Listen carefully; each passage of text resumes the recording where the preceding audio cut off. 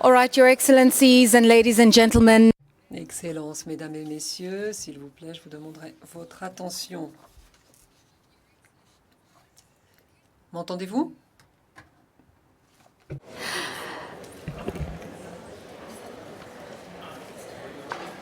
Your Excellencies and ladies and gentlemen, I hope my...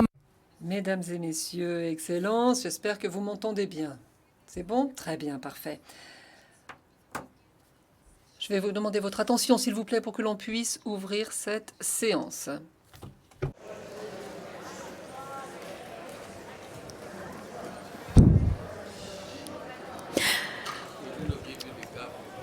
They should. Okay, there we go. Thank you very much. All right, so... Merci à tous. Je commencerai en vous souhaitant à tous la bienvenue. Excellence. Alors que nous allons commencer cette session qui a pour titre Renforcement de la sécurité alimentaire grâce au commerce et au système numérique.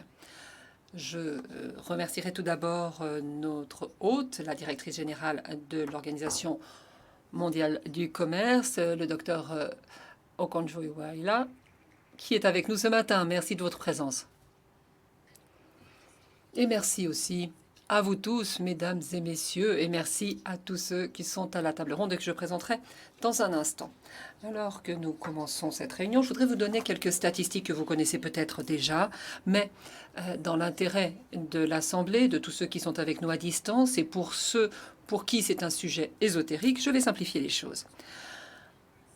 Entre 7 millions et 781 millions de et selon les statistiques et selon le créneau, les dates, mais au cours des 5 dernières années, 700 millions à 880 millions sont sous-alimentés et se couchent affamés chaque jour de leur vie. 42,3 millions, d'après le PAM, sont exposés à ce que l'on appelle l'urgence alimentaire. C'est une situation pire que d'être en sous-alimentation, c'est-à-dire qu'on est sur le point d'être en famine aiguë. Les différents facteurs sont les conflits, crise climatique, glissement de terrain, sécheresse, inondations qui affectent des économies telles que le Zimbabwe, la Zambie et bon nombre des économies du Sahel. Et dans ce monde post-Covid, si on peut l'appeler ainsi, il y a eu la grave variable des maladies, pathologies qui ont fait qu'il était encore plus urgent de s'attaquer à la malnutrition. Et les difficultés que rencontrent les décisions que doivent prendre les gouvernements, c'est doit-on prendre une décision au niveau budgétaire, au niveau sanitaire, au niveau du soutien de l'agriculture, ou est-ce qu'il faut faire les trois en même temps? Les Nations Unies pensent que la nutrition et une alimentation abordable est un pilier clé pour atteindre les ODD. Et c'est un de ces ODD qui est en train de nous échapper avec moins de 6 ans avant la date butoir. De nombreuses questions posées par les experts sont: quelles sont les interventions? Est-ce que c'est au niveau politique? Est-ce que c'est au niveau des assurances de l'agriculture? Est-ce que c'est former des personnes à de nouvelles techniques agricoles? Est-ce que c'est la biorecherche? Est-ce que c'est purement de la finance? Certains disent que c'est la combinaison de tous ces éléments. Donc aujourd'hui, on va parler de la coordination nécessaire au niveau multilatéral entre les institutions dont le mandat est de s'attaquer au problème de la sécurité alimentaire, limiter la famine et amener de l'égalité homme-femme. Et nous allons voir dans quelle mesure les politiques commerciales peuvent être aussi une variable qui permettra de renforcer les systèmes mondiaux d'alimentation. Et nous verrons ce que la transformation numérique peut faire pour aider dans la façon dont on fait la recherche, la cartographie et les technologies que l'on peut introduire au niveau rural et urbain. Voilà, avec ces quelques propos d'ouverture, je vais ouvrir nos conversations, nos discussions. Je vais vous présenter nos intervenants. Nous avons le 9e directeur général de l'organisation de la FAO, donc, de Dr. Chu Dong-yu, qui a travaillé à divers titres dans le domaine de l'agriculture, de la recherche sur l'aliment, des décisions politiques. Il a été vice-ministre de la République populaire de Chine, notamment, et il a travaillé aussi sur les affaires rurales. Il faut dire que Dr. Hughes a un programme chargé et il faudra donc qu'il nous quitte à mi-parcours de la session. Donc vous commencerez, Dr. Hughes, pour pouvoir nous quitter ensuite à l'heure. Nous allons aussi Monsieur Luc Banga Tangana, ministre de l'Industrie et du Commerce de Cameroun, qui sera le président de la 14e ministérielle. Nous avons le ministre Mathieu Guibolofanga, qui est ministre du Commerce de la République du Tchad et aussi coordonnateur du groupe africain ici à l'OMC. Nous vous remercions, Excellence, d'être parmi nous aujourd'hui. Nous entendrons aussi les universitaires, le professeur Sachin Sharma, qui représente les études de l'OMC pour l'Institut indien du commerce extérieur. Et vous êtes venu depuis l'Inde, donc merci beaucoup d'être là. Et un avis du terrain. Littéralement, Madame Suzanne Ndongo, qui travaille à la promotion du Centre des intrants agricoles du Kenya. Merci, Madame, d'être avec nous aussi.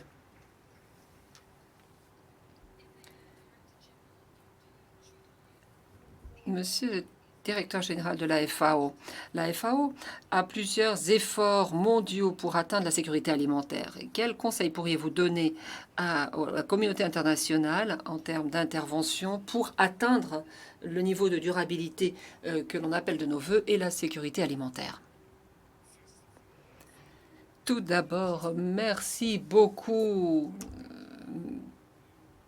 à ma sœur, la directrice générale de l'OMC, de m'avoir invité à participer à cette table ronde. J'ai réussi à glisser ce rendez-vous dans mon programme.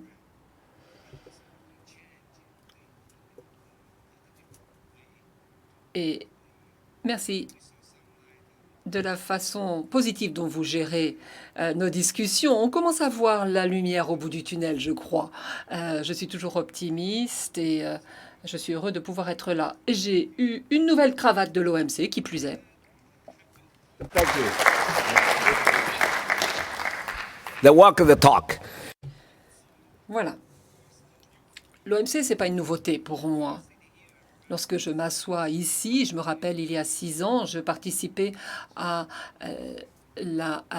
une réunion ici même et j'entendais des briefings sur le commerce électronique et la culture numérique, comment ceci allait permettre de modifier l'agriculture, soutenir les agriculteurs du monde, tout particulièrement dans le monde en développement. Donc aujourd'hui, en tant que dans ce nouveau poste de directeur général de la FAO, je voulais vous faire part de mes réflexions. Et je dois malheureusement prendre un avion après, donc je m'excuse, je devrais vous quitter rapidement. Je n'aurai pas le temps d'écouter mon frère du Cameroun, parce que, mais je l'ai déjà entendu le mois dernier, j'étais au Cameroun.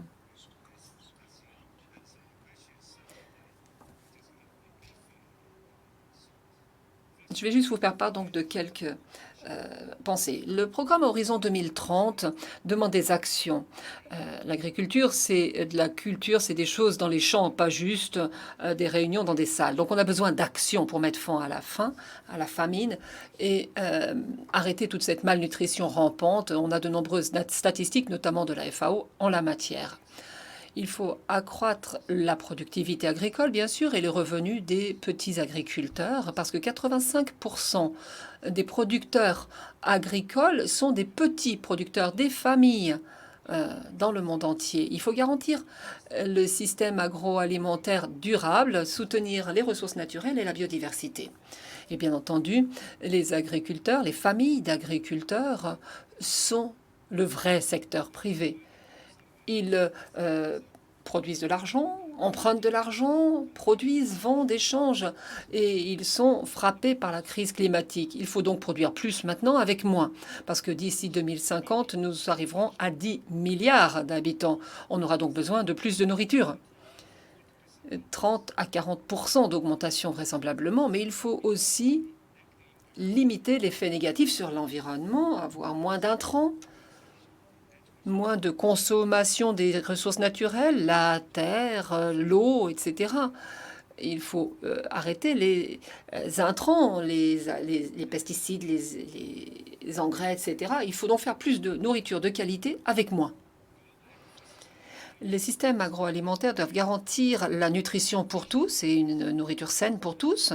Il faut d'abord que ce soit nutritionnel et il faut que les systèmes soient résilients, puissent faire face aux changements climatiques, aux conflits et accroître la qualité de ces aliments.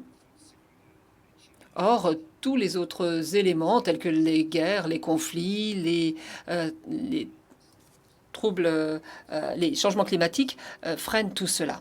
Il y a ici aussi, on parle beaucoup de l'ODD 14 ici, mais c'est aussi le 1 et le 10. En 2022, 9,2% de la population était en famine chronique. D'après la même étude, c'était 9,2% avant la pandémie. Il y a eu des augmentations. Les pourcentages augmentent. Ça, c'est très dangereux. Ce ne sont pas que les chiffres, ce sont les pourcentages. En 2030, d'après les modélisations que l'on a, on prévoit que 600 millions de personnes seront sous-nourries, sous-alimentées. L'Afrique et l'OMC l'Afrique est la plus frappée et il faut améliorer nos connaissances, améliorer notre gestion des systèmes agroalimentaires pour arriver à développer les avantages concurrentiels pour lutter contre des familles entières qui sont sous-nourries. Et il faut donner des données en temps et en heure, des stratégies, des consultations politiques. Il faut améliorer la gouvernance pour la sécurité alimentaire, accélérer la réponse humanitaire et développer des propositions et initiatives concrètes pour améliorer les capacités, tout particulièrement dans le monde en développement. Et dans ce contexte, pour atteindre la durabilité de la sécurité alimentaire, il faut prendre un engagement fort.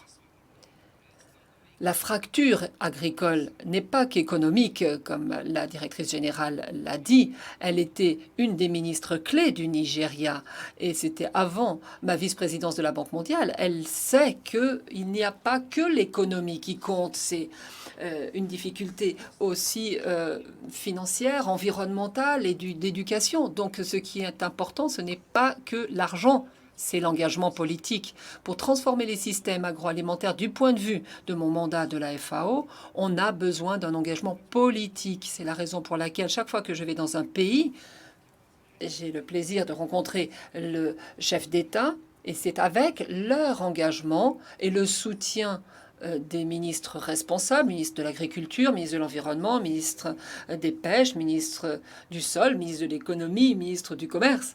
Il faut le soutien de tous les ministres, mais la volonté politique est importante. Dans ce contexte, arriver à une sécurité alimentaire, on a besoin de toutes ces volontés.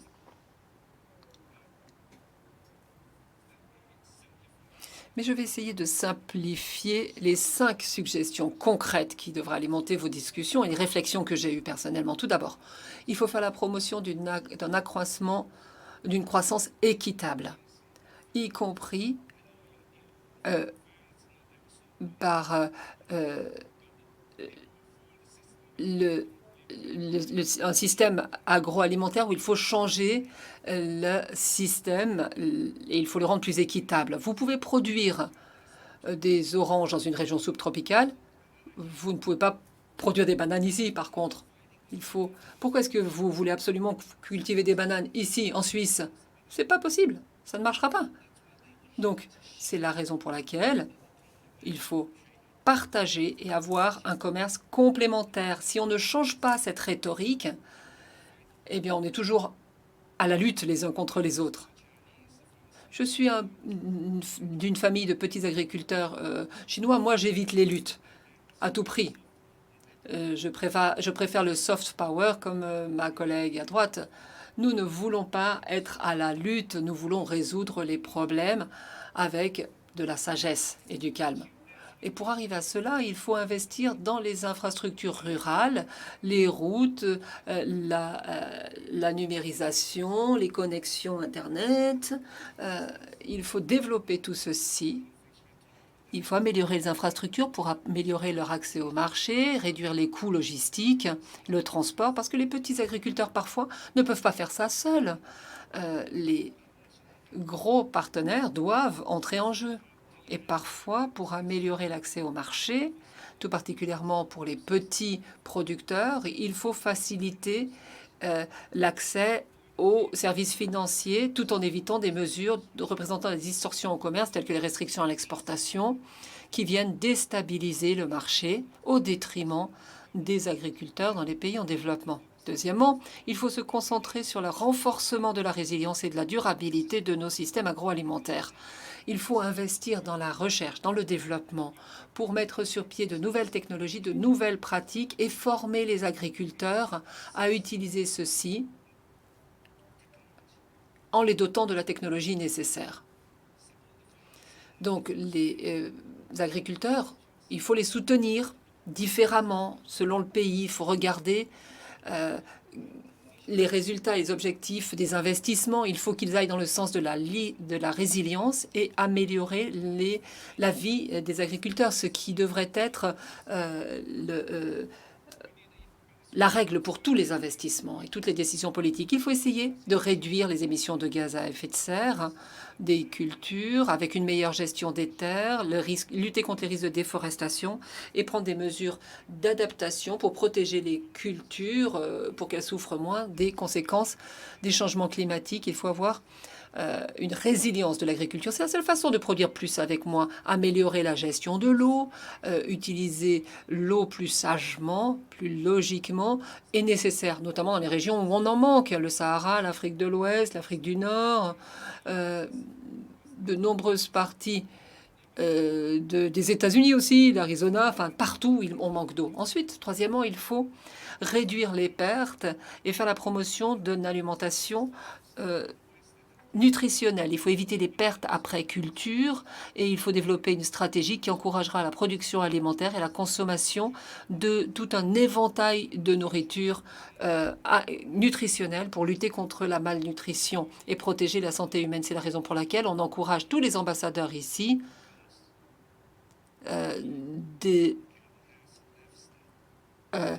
encourager à avoir un certain niveau de vie. Si vous allez à la cafétéria, on utilise de nouvelles mesures à la cafétéria maintenant pour évaluer le niveau nutritionnel des plats. Il faut réduire les déchets alimentaires. Il faut faire ce que l'on dit. Il faut unir le geste à la parole, pas simplement dans les réunions.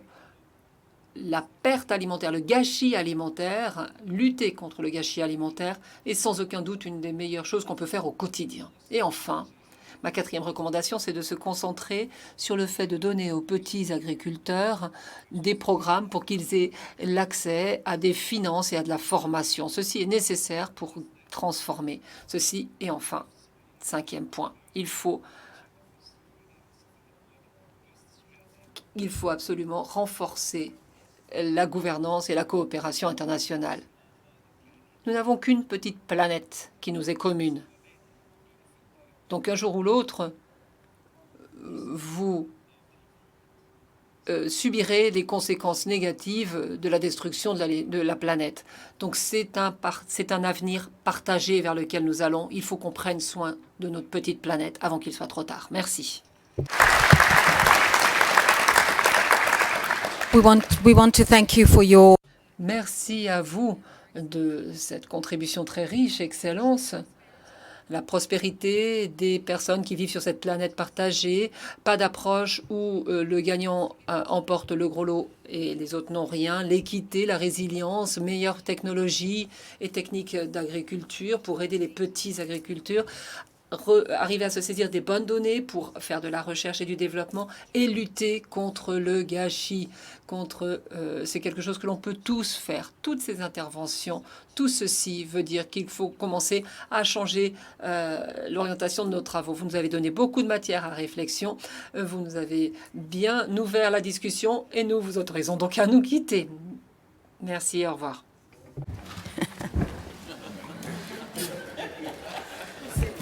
That's called efficiency. Ça, c'est de l'efficacité que de sauter de la scène. Merci beaucoup, monsieur. Nous avons encore beaucoup à faire, tel que nous l'a présenté le directeur général de l'Organisation de l'agriculture et des aliments, le Dr. Chu Dong-yu. Nous pouvons continuer et aller dans le sens de tout ce qu'il a dit déjà sur les politiques. Et je vais donner la parole à monsieur Luc Magloire Atangana, ministre du Cameroun et président de la 14e édition de la ministérielle de l'OMC. Comment est-ce que l'OMC peut jouer un rôle pour encourager la sécurité alimentaire? Que pouvons-nous faire?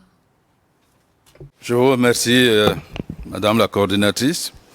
Vous me permettrez, à l'entame de mon propos, de m'associer aux remerciements qui ont été adressés à notre sœur Dr Ngozi pour l'excellent travail qui est fait pour la nouvelle visibilité que vous donnez à l'OMC et qui nous permet aujourd'hui d'avancer. Je crois que vous êtes sur la bonne voie. Vous avez notre soutien entier. C'est grâce à vous qu'on a ce type de débats qui sont des débats, Madame la modératrice disait, des débats ésotériques. Je suis d'accord avec vous, ce n'est pas un débat ésotérique, c'est un débat de fond. Madame la modératrice, vous avez évoqué, comme le directeur général de la FAO, quelques statistiques qui, effectivement, doivent nous amener à agir. Je vais compléter ces statistiques par une qui est davantage une prévision.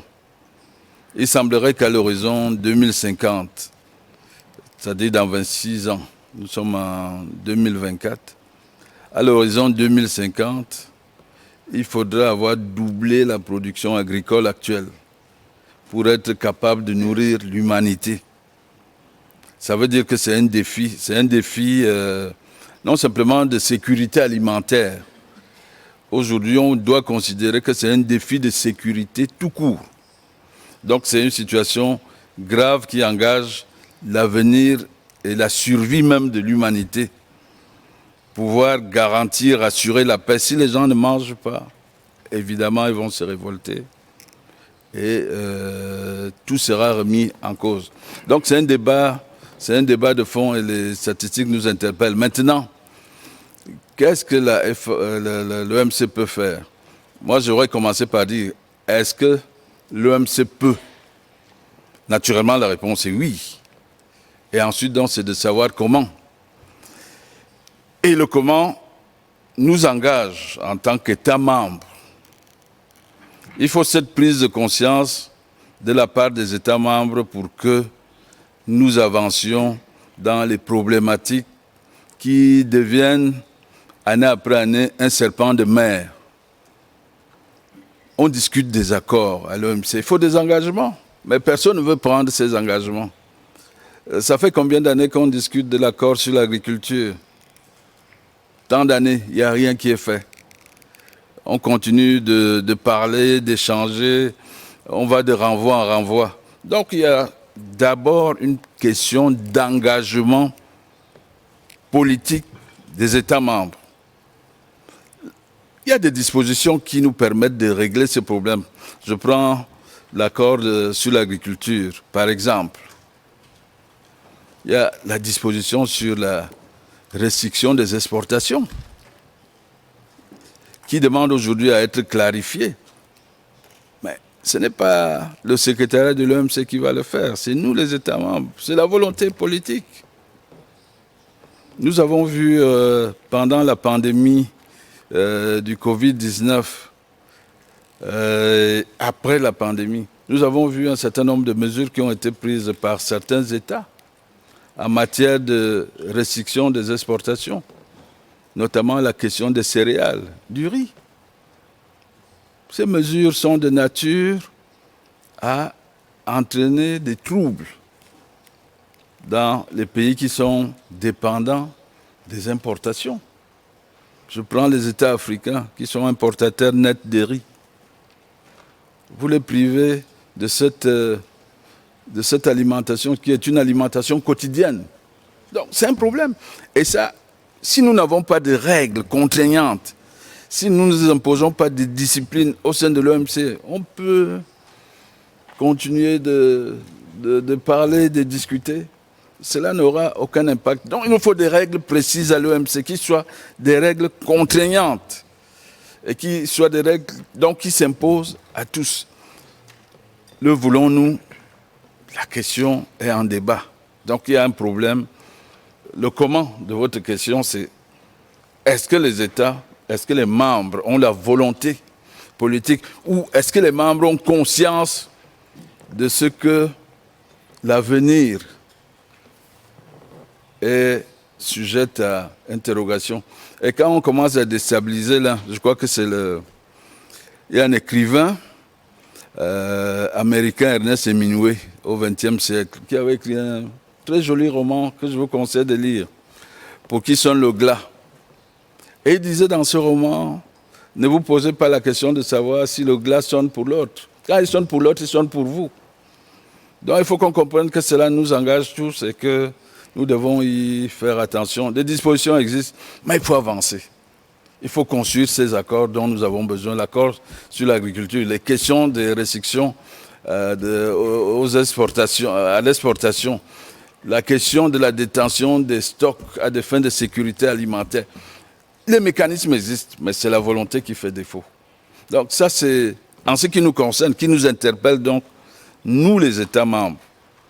Maintenant, en direction du secrétariat de l'OMC, je pense qu'en attendant que ces pas soient franchis, il existe des outils pratiques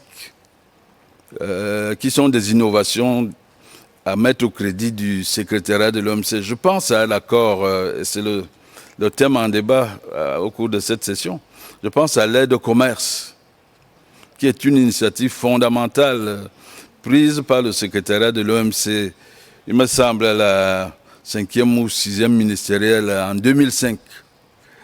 C'était à Hong Kong. Je crois que c'est une excellente initiative.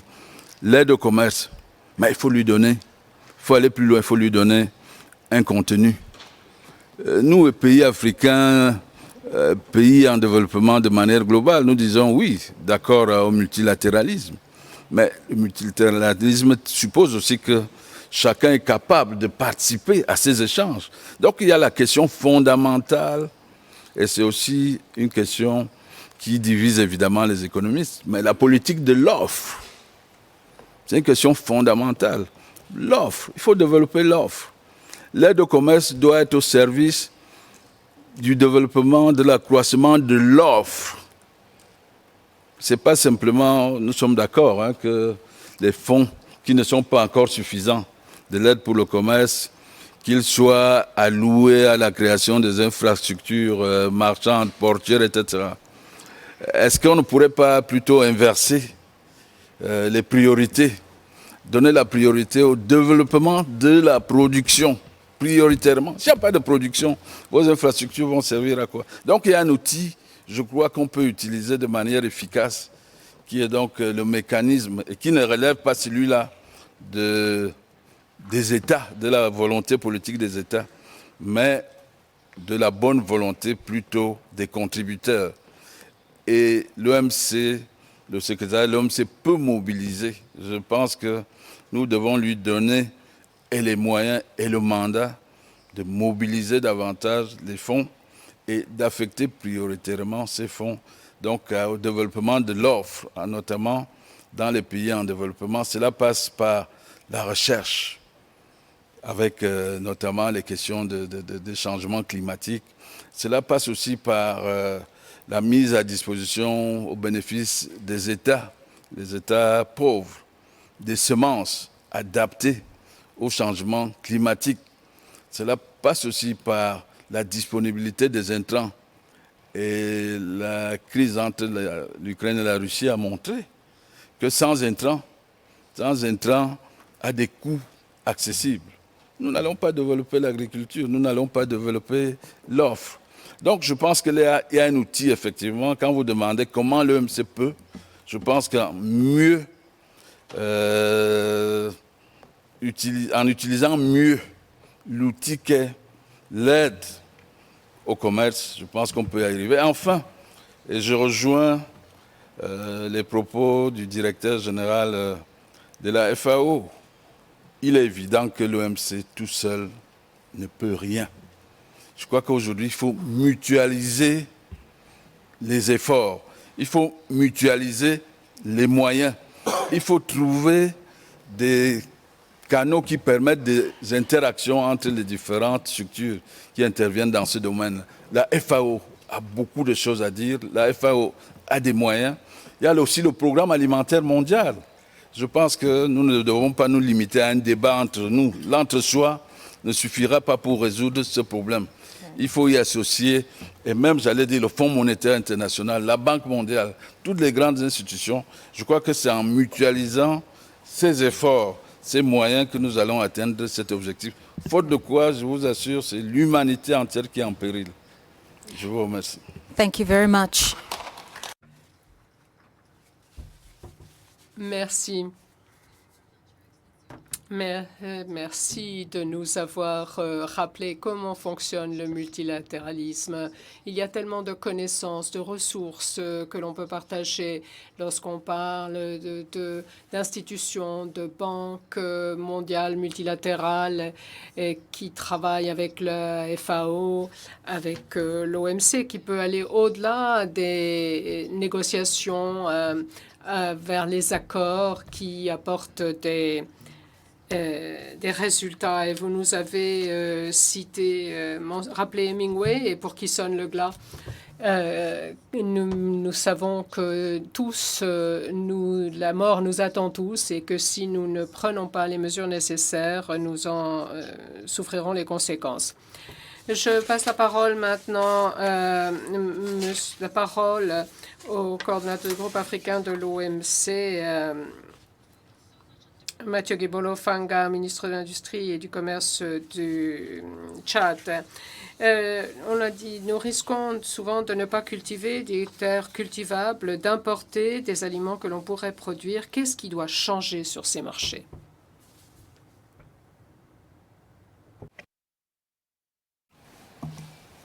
Bien, merci, Madame la modératrice. Je vais joindre ma voix à celle des autres pour ne pas déroger aux règles établies et à l'ordre de préséance pour emboîter le pas au ministre, mon collègue, celui du Cameroun, pour remercier Madame la directrice générale de l'OMC pour ce cadre de travail dont la présence massive des participants témoigne à plus d'un titre. Madame la modératrice, je voudrais vous remercier pour cette pertinente question et remercier l'OMC pour le secrétariat de l'OMC pour son invitation à cet important événement.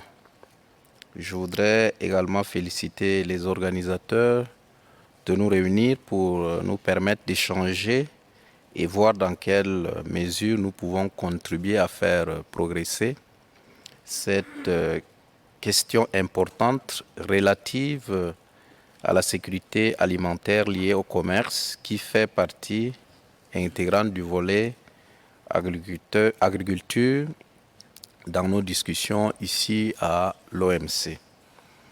Au nom du groupe africain, ou mieux, pour être vigilant et modéré en mon nom, je voudrais me réjouir de l'accent mis par l'OMC sur la sécurité alimentaire, la connectivité numérique et l'intégration au commerce dans le cadre du présent examen global de l'aide pour le commerce. Ces questions sont traitées régulièrement par notre groupe et les voir réunis à cette édition nous réconforte à plus d'un titre dans nos nombreuses luttes pour le renforcement du système commercial multilatéral équitable.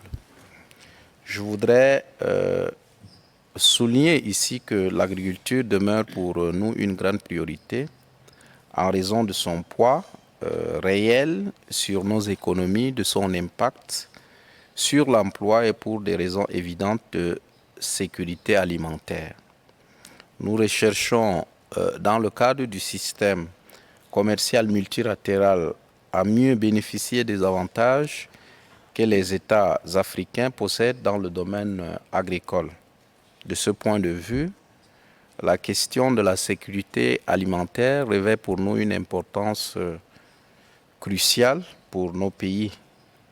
Nous sommes des importateurs nets de produits alimentaires, comme l'a si bien rappelé le ministre du Commerce du Cameroun, et nous sommes impactés de manière significative par la pandémie et les différentes crises que le monde traverse actuellement.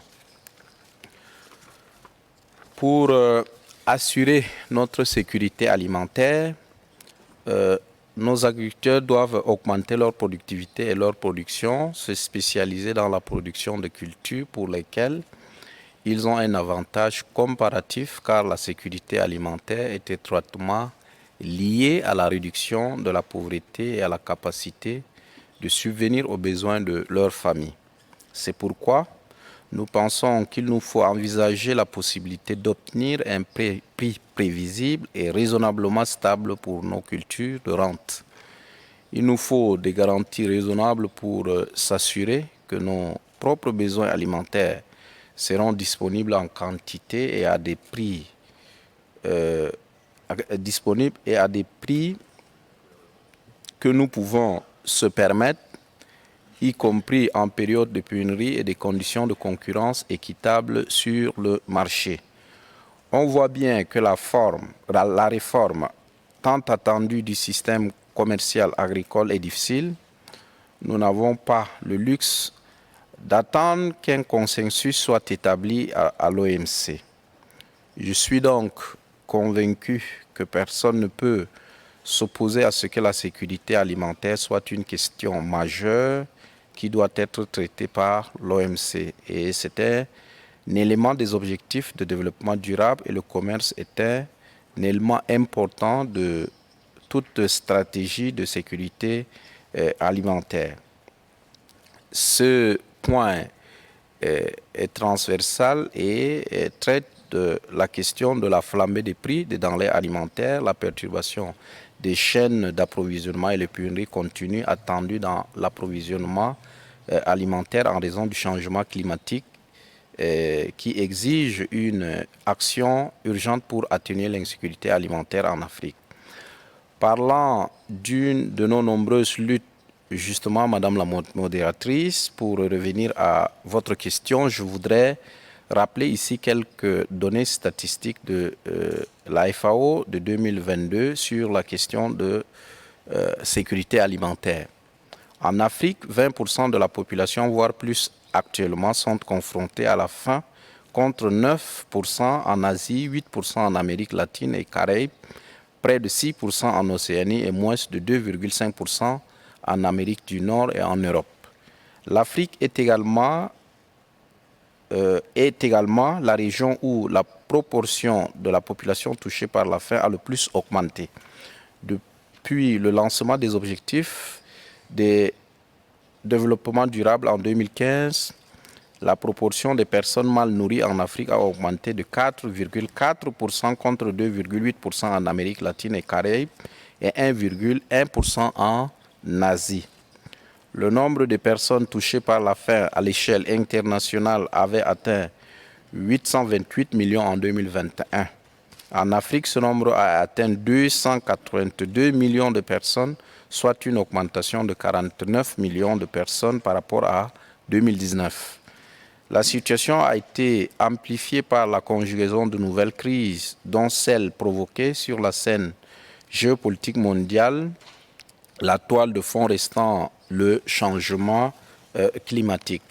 Au titre de la position du groupe africain, et je voudrais toujours le préciser en mon nom, nous soulignons la nécessité d'obtenir d'ici la prochaine conférence ministérielle de l'OMC une décision qui réponde aux défis immédiats et urgents de l'insécurité alimentaire et de la perte des moyens de subsistance.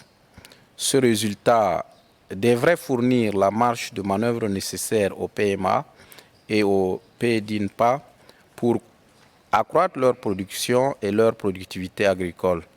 ce qui contribuerait à améliorer l'accès au financement pour les importations de produits alimentaires et garantir l'accessibilité des marchés internationaux de produits alimentaires pour nos pays. Nous réaffirmons que la résilience à long terme face aux futures crises alimentaires et la sécurité alimentaire durable repose sur la mobilisation de la capacité de production des économies africaines et doivent remédier aux asymétries et aux déséquilibres de longue date de l'accord sur l'agriculture et établir des conditions équitables pour le commerce international des produits agricoles.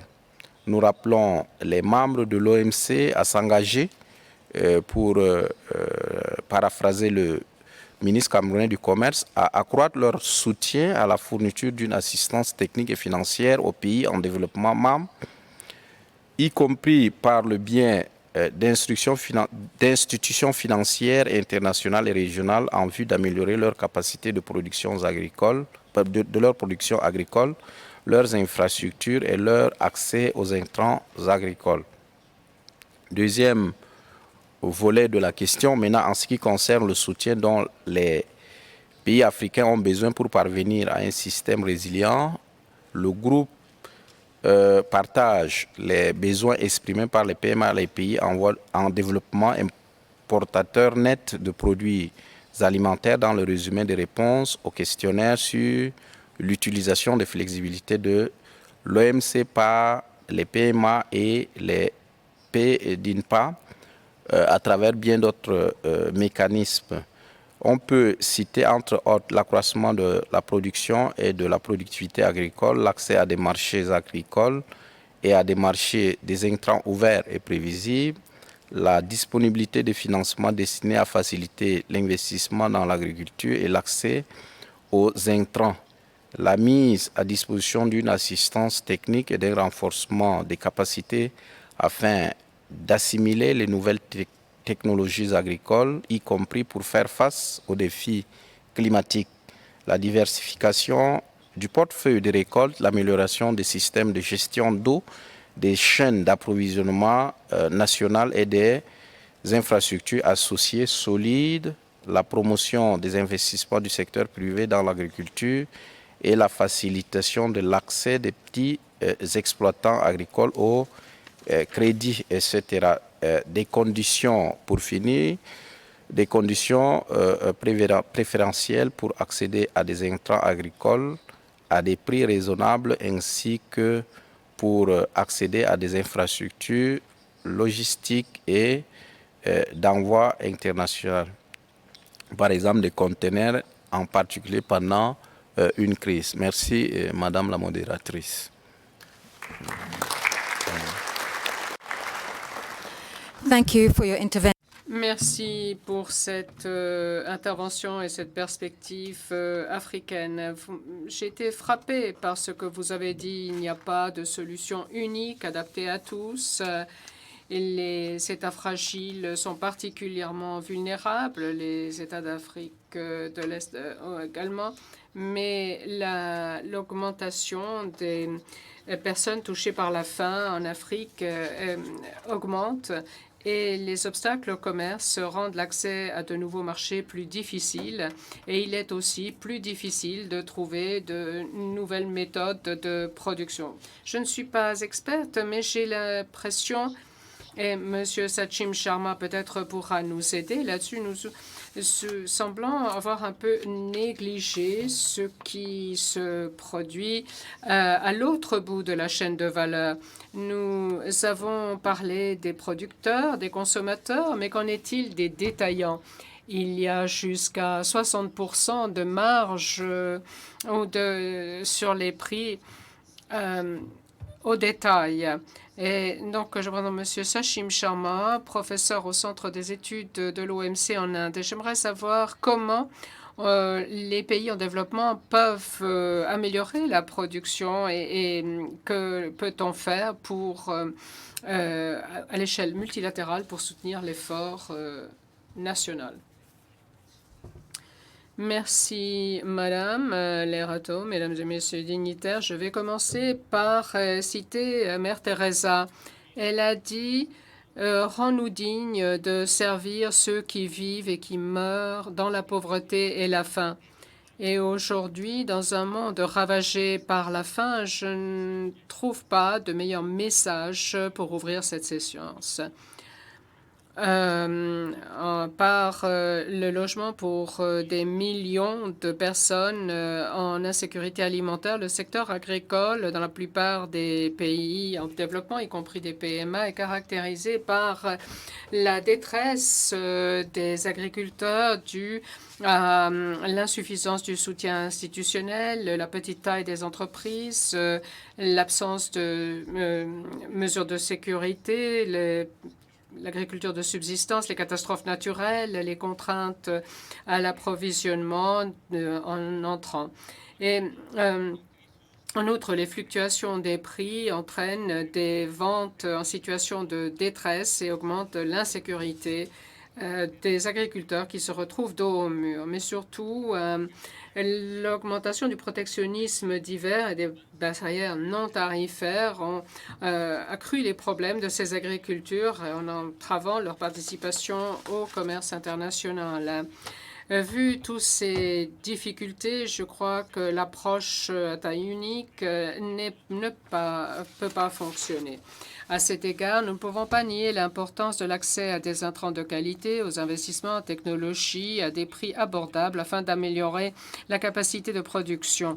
L'OMC reconnaît l'importance de ces facteurs et de permettre aux pays en développement d'apporter une assistance sans entrave aux agriculteurs pauvres en ressources. Toutefois, ces avantages sont souvent effacés par les prix élevés, les fluctuations des prix sur le marché. À cet égard, des programmes de détention de stocks publics assurent la sécurité alimentaire et apportent des prix rémunérateurs aux agriculteurs. Ces programmes sont vitaux pour la sécurité de nombreux pays, parmi lesquels le Bangladesh, la Chine, l'Égypte, l'Indonésie, l'Inde, la Jordanie, le Kenya, le Mali, le Népal, le Pakistan, les Philippines, la Tanzanie, le Zambie et le Zimbabwe. Un défi important pour ces pays dans la mise en œuvre des programmes DSP et l'érosion de la marge de manœuvre politique en raison d'une référence au prix externe dépassé qui remonte à 1986-87 pour le calcul des soutiens à l'agriculture. Beaucoup de pays ont des taux d'inflation alimentaire très élevés ces dernières années et les règles actuelles sont inégales. Par exemple, nous avons une situation où certains peuvent accorder des subventions et des aides, et on les appelle des subventions. Nous savons, dans un monde, on fait comme s'il n'y avait pas eu d'inflation ces 40 dernières années. Or, c'est tout à fait différent. Selon le dernier rapport de la Banque mondiale, de nombreux pays tels que l'Éthiopie, le Soudan du Sud, la Turquie, le Venezuela, le Zimbabwe et d'autres font face à des situations d'inflation énorme sur les produits alimentaires. L'importance des DSP est mesurable au fait que 75 pays qui représentent 4,8 milliards de personnes demandent que les règles soient changées. Au-delà des difficultés internes, le système commercial international doit inclure les agriculteurs pauvres en ressources, ignorer les contraintes.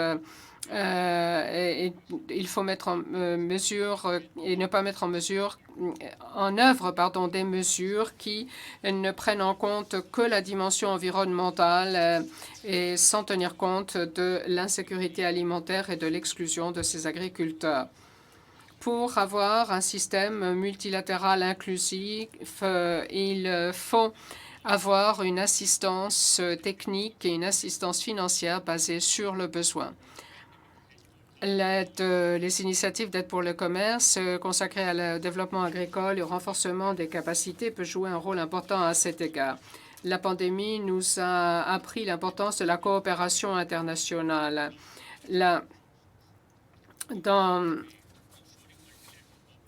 Et malgré nos différences, nous avons réussi à nous unir et adopter la déclaration sur l'insécurité alimentaire et d'exclure les achats du PAM des restrictions aux exportations. Dans ce même esprit, une coopération multilatérale entre l'OMC, la FAO et le PAM et d'autres organes internationaux, ainsi que les initiatives bilatérales et régionales, est essentielle pour l'assistance au développement agricole et l'aide d'urgence. Une approche multiple qui combine la solution est une action combinée avec une collaboration internationale. Par nos efforts communs, nous avons surmonté la COVID-19. Nous devons maintenant éliminer la pandémie d'insensibilité face au sort des agriculteurs pauvres en ressources. Merci pour ces réflexions sur les politiques et pour avoir rappelé que nous avons une responsabilité éthique. Nous sommes une seule famille. Madame Suzanne Ndungo de Farm Input Promotions. Alors, ce n'est pas fini tant que la très belle femme prend la parole. Donc, dites-nous, j'aimerais rappeler ce que j'ai lu dans un rapport de la FAO. Nous savons que de par le monde, la plupart des petits agriculteurs sont en fait des agricultrices. La plupart ont maintenant plus de 65 ans, nous dit-on. Et il y a en outre cette division entre le monde de la ville et le monde rural. Mais dites-nous, si l'on pouvait, certains disent que si l'on avait la parité des genres, on pourrait éliminer la faim dans le monde. Est-ce que vous en êtes d'accord? Merci de me donner la parole. Je suis ravie d'être ici et je suis honorée de ce que l'OMC prenne en compte mes réflexions. Alors, disons que vous êtes en Ouganda, vous avez 2 acres de terre, vous produisez des cacahuètes, du maïs, quelques haricots, vous avez quelques poules. Tout cela ordinaire, rien n'a été amélioré. Vous réussissez à peine à nourrir vos enfants et peut-être les envoyer à l'école. Voilà la situation de millions de personnes en Afrique. Vous recyclez les semences, mais vous avez sans arrêt des difficultés. Le changement climatique, par exemple, que nous essayons encore de comprendre à notre niveau. Il y a les maladies, les plaies. Il y a 2-3 ans, nous avons encore été frappés par une nouvelle plaie en Afrique que nous ne savions pas comment gérer.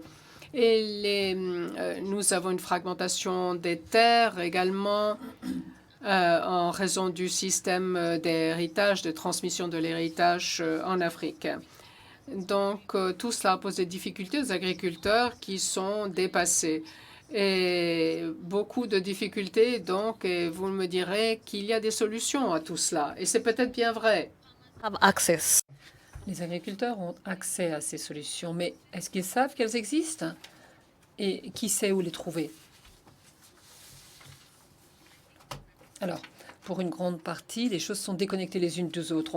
On connaît les difficultés, et je ne les remets pas en compte, en discussion, mais il y a une différence, il y a un écart énorme entre les difficultés et les solutions, et l'endroit où se trouvent les deux. Il y a des solutions sur ce que l'on peut faire. Elles existent, ces solutions, mais elles sont trop loin de ceux qui souffrent de ces difficultés. Voilà, je ne veux pas m'appesantir là-dessus, je voudrais qu'on réfléchisse un peu à l'espoir. L'espoir, je pense qu'il y a de l'espérance. Et il ne faut pas dire que l'Afrique est condamnée, c'est pas le cas. L'Afrique a la capacité de se nourrir elle-même et de nourrir le monde. Mais comment travailler avec les agriculteurs? Je pense donc que c'est une vraie opportunité que de faire entendre notre voix ici, pour les agriculteurs. Comprendre que les agriculteurs sont différents les uns des autres, c'est important. Je suis heureux d'entendre que mes collègues disent la même chose. Nous travaillons dans 17 pays africains et dans chaque pays, le contexte est différent. Nous n'avons donc pas besoin de généraliser l'Afrique. Il faut prendre l'Afrique au cas par cas. Lorsqu'on parle du genre, le problème du genre au Sénégal est très différent du problème du genre au Kenya. Je sais que c'est complexe, je sais que ça demande un vrai engagement que de parler de tout cela, mais comment peut-on comprendre ces contextes africains, ces contextes multiples en Afrique? Comment comprendre les agriculteurs? Comment présenter les solutions? Les solutions qui existent sont au niveau mondial. À chaque niveau régional et culturel, il y a une réalité qui change la vie des agriculteurs. Mais ces réalités n'arrivent pas juste aux agriculteurs. On a fait de nombreuses recherches. Lorsqu'on est allé dans un institut de recherche au Malawi, ils nous ont dit qu'ils avaient eu du Copivarati depuis 2010. C'est une variété qui vraiment est formidable, mais ça n'arrive pas jusqu'aux agriculteurs. Alors comment s'assurer que les choses arrivent jusqu'à eux, que ça descend jusqu'au niveau des agriculteurs? Si toute votre vie se passe sur la ferme, sur l'exploitation, vous ne risquerez pas d'adopter un nouveau produit que vous n'avez jamais utilisé. Il faut donc que les agriculteurs expérimentent à petite échelle. On attend trop de leur part en pensant qu'ils vont juste accepter ce que la technologie leur offre et globalement utiliser ça sur toute leur exploitation. Non, ils ont besoin d'utiliser les choses à petite échelle d'abord. Et hier, je me rappelle que la directrice générale a parlé de l'inclusivité. Elle a dit que c'était un problème. Les plus vulnérables de la société sont ceux qui sont exposés à la famine. Ce sont les femmes et ce sont les plus pauvres de la société. Alors comment s'assurer que l'on leur parle, qu'on travaille avec eux? Ensuite, les interventions qui sont faites auprès des agriculteurs, est-ce que c'est durable? Ou est-ce que l'on crée des projets, des interventions qui génèrent de la distorsion sur les marchés? La plupart des projets sont autour de 4 ans. Et au moment où on part, il n'y a plus d'acteurs privés qui peuvent reprendre à leur compte le travail que l'on a commencé. Ceci ne fait que générer des distorsions de marché. Il y a des acteurs dans le spectre privé qui travaillent avec les agriculteurs. C'est donc on a besoin d'un partenariat privé-public. Les agriculteurs doivent être plus que de l'agriculture de subsistance. Il faut qu'ils tirent de l'argent de leur travail. J'aimerais vous expliquer comment on travaille avec les agriculteurs pour s'assurer que l'on réponde à certains de ces problèmes, que l'on ait de la durabilité, de la transformation rapide. Et le premier élément porte sur le fait d'apprendre en faisant. Plutôt que d'avoir une grande démonstration dans un village où tout le monde voit ceci, on veut aller plus loin. Engager chaque agriculteur, prôner l'inclusivité, avoir les technologies en petite quantité, on appelle les petits groupes, des petits groupes de semences, quelque chose à petite échelle que l'agriculteur peut essayer sans risquer toute sa récolte. Des toutes petites innovations qui permettront d'arriver à des milliers d'agriculteurs pour les sensibiliser aux nouvelles variétés, leur apprendre à apprendre les bonnes méthodes de gestion.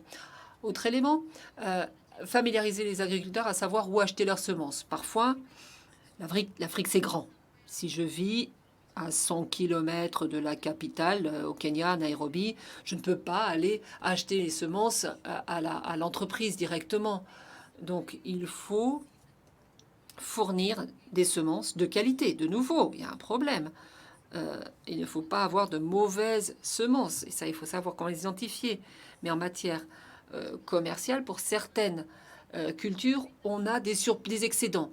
Les agriculteurs produisent assez pour se nourrir, mais n'arrivent pas à envoyer l'excédent vers les marchés. Comment faire pour mutualiser et vendre sans créer de stress pour les agriculteurs ou de l'oppression pour les agriculteurs? Voilà, merci. Merci beaucoup. Ce que vous avez fait, c'est quelque chose de très important. Souvent, quand on parle à haut niveau, on parle de certaines personnes en se fondant sur des recherches, des statistiques. Vous parlez de femmes et d'hommes dont vous connaissez la voix, dont vous connaissez le visage. Merci d'avoir fait valoir et fait entendre cette voix. Pour être efficace, j'aimerais clôturer cette réunion avec quelques propos de clôture, mais s'il y a une intervention urgentissime en salle, alors levez la main et on vous donnera la parole. Sans quoi, si vous me laissez cette liberté, Permettez-moi de dire que l'on peut lever la séance et je demanderai en moins de 30 secondes, Excellence, qu'est-ce que vous retiendrez de la séance d'aujourd'hui? Bien, merci encore, Madame la modératrice. Je crois que tout a été dit. L'humanité est en péril à cause de menaces de sécurité alimentaire. Et j'insiste à nouveau sur la sécurité tout court. J'ai commencé par une citation, l'écrivain américain Ernest Hemingway. Je terminerai par un célèbre homme politique français de regrettée mémoire, Jacques Chirac. C'était à l'occasion d'une conférence sur le climat en Afrique du Sud.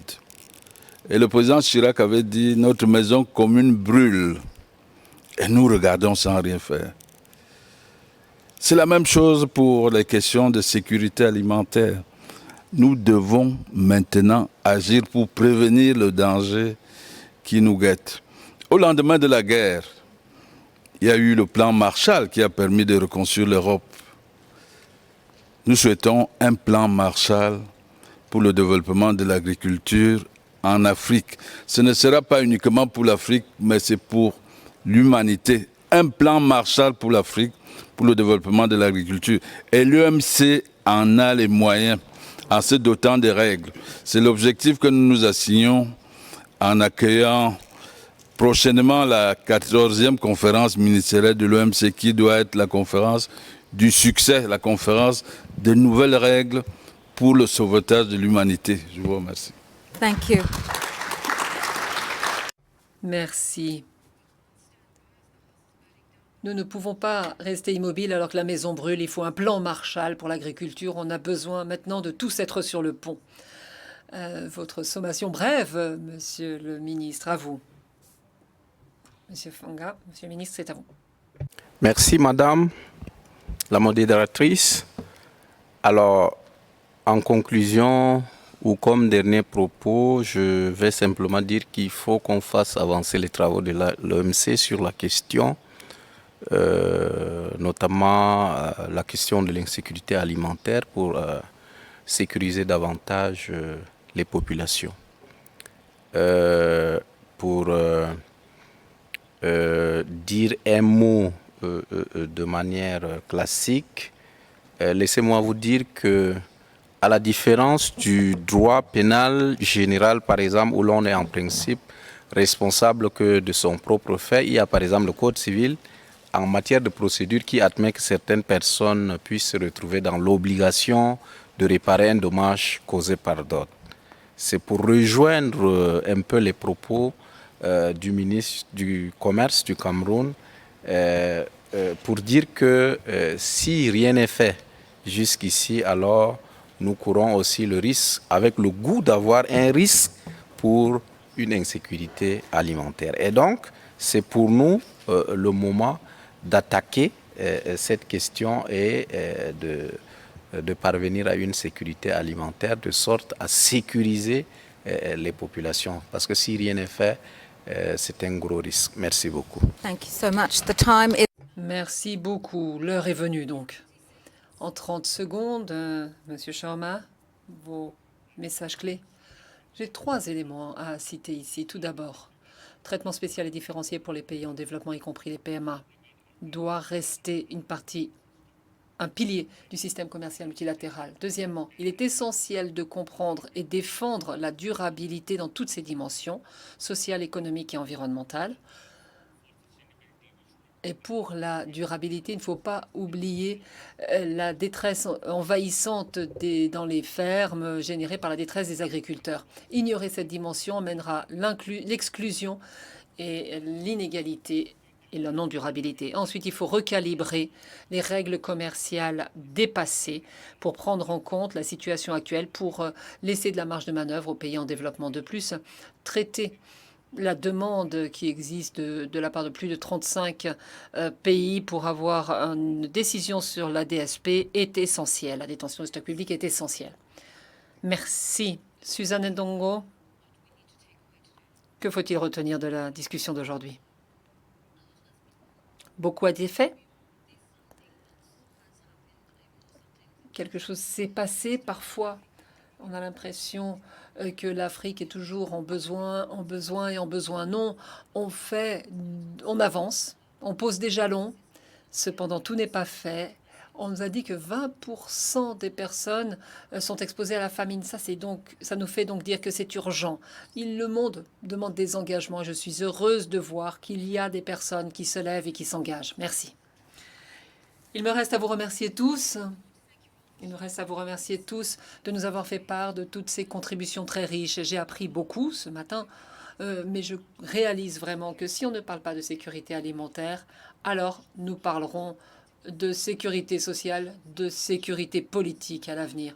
Donc, il faut réagir maintenant pour éviter ce qui pourrait être une crise sociale beaucoup plus complexe, que ce soit les politiques industrielles qui doivent être alignées avec les politiques commerciales, politiques, moins de paroles, plus d'actions et arriver à un accord qui a été confirmé dans plusieurs instances.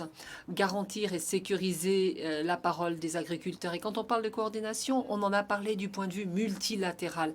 Mais quelque chose qu'on a aussi évoqué quand on parle d'inflation alimentaire, c'est le travail des banques de réserve. On a besoin que beaucoup plus d'acteurs, des banques souveraines, des banques centrales, des différentes organisations internationales, il faut travailler ensemble avec quelqu'un qui nous coordonne comme un chef d'orchestre d'un orchestre philharmonique. Qui peut être ce chef d'orchestre? L'OMC peut-être, que ce soit lui, que ce soit un autre, trouvons une solution. Merci à tous.